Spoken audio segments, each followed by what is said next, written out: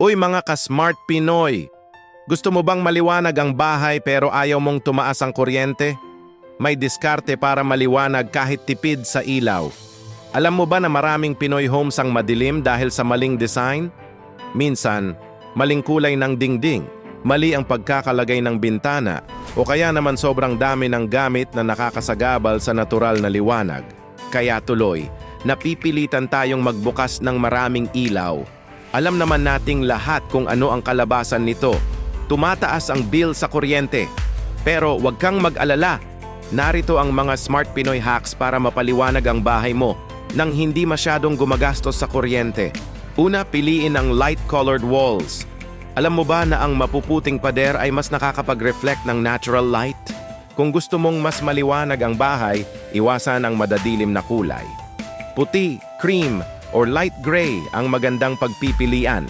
Pangalawa, kung kaya ng budget, palakihin ang mga bintana o maglagay ng glass panels. Mas malaking bintana, mas maraming natural light ang pumapasok.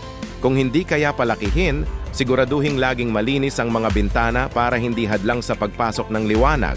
Pangatlo, maglagay ng salamin sa tapat ng bintana.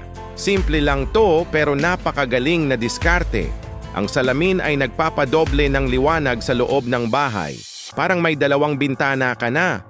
Pang-apat, mag-declutter at gawing open layout ang bahay. Kapag maraming gamit na nakakalat, maraming humaharang sa natural na liwanag. Ayusin ang mga gamit at gawing maluwag ang espasyo para malayang kumalat ang liwanag. At huli pero hindi pa huli, LED bulbs lang dapat ang gamitin.